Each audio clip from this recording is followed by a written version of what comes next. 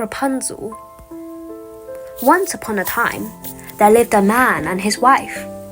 They had everything that they wanted in the world, except for one thing.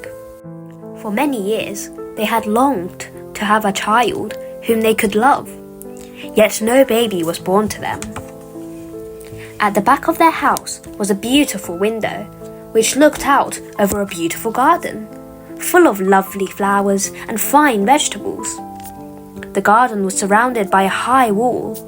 No one ever tried to climb the wall, for the garden belonged to a witch, who was feared by everyone. One day, the wife stood at the window, looking down into the garden.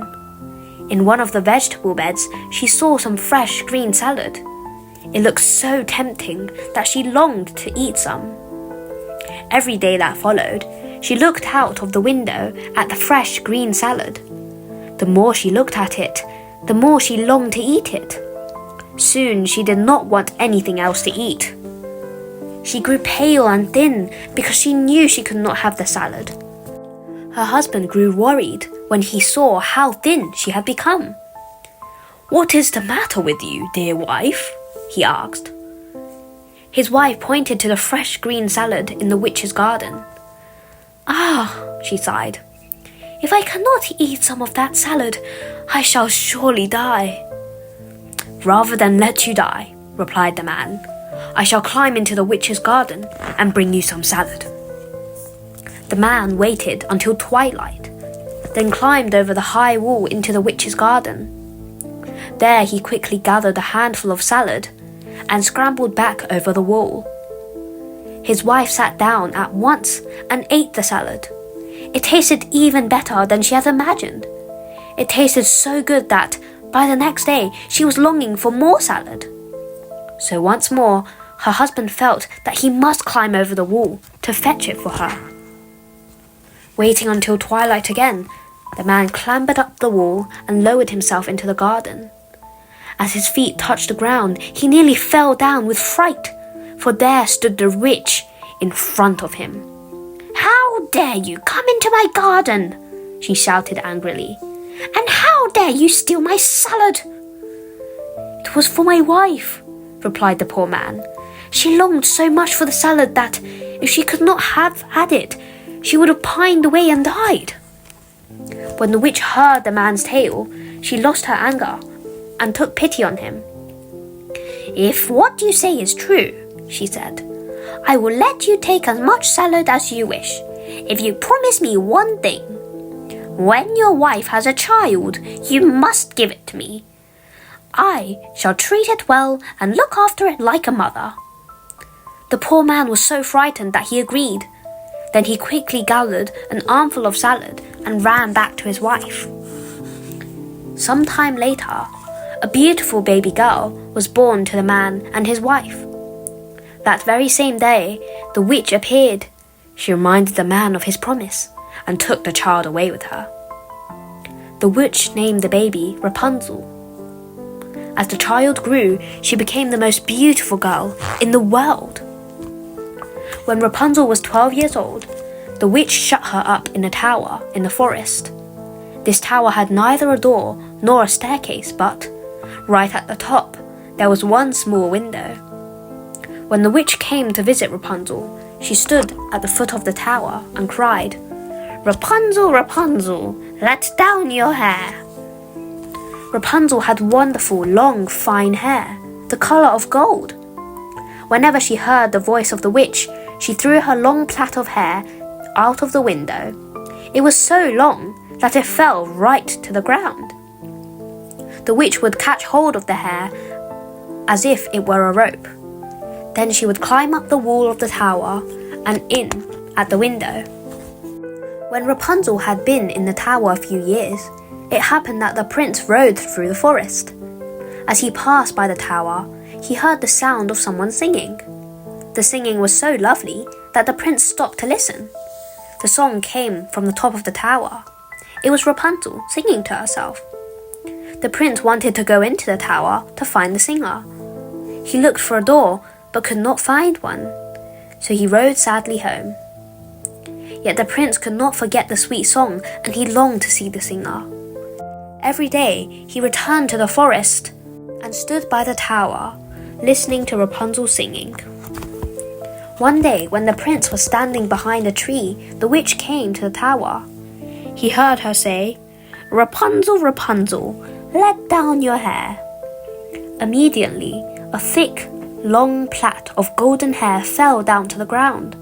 The prince watched, amazed, as the witch climbed up the tower and in at the window. The next day at twilight, the prince stood by the foot of the tower and cried, "Rapunzel, Rapunzel, let down your hair." Immediately, the plait of hair came tumbling down, and the prince climbed up. Rapunzel was surprised and rather afraid when she found that a man had climbed up to her room in the tower. As for the prince, when he saw the beauty of Rapunzel, he was overjoyed. He talked kindly to her, and she soon lost her fear. He told her how, for many months, he had stood outside the tower every day, listening to her sweet singing. So, for many months, the prince visited Rapunzel every evening, and they grew to love each other. After a while, the prince asked her to marry him, and they talked of how Rapunzel could get out of the tower. At last, Rapunzel thought of a plan. "Every evening, when you come to see me," she said to the prince, "bring a skein of silk. I shall weave the silk into a ladder. When it is long enough to reach the ground, I shall come down. Then you can carry me away on your horse." They agreed on the plan.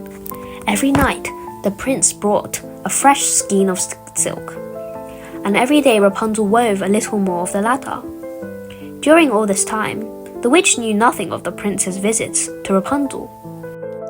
Then one day, after the witch had climbed up the tower by the plait of hair, Rapunzel spoke without thinking. "How is it, good mother," she asked, "that you feel so much heavier than the prince?" "Oh, you wicked child!" cried the witch. "I thought that I had separated you from all the world, but now I find that you have deceived me."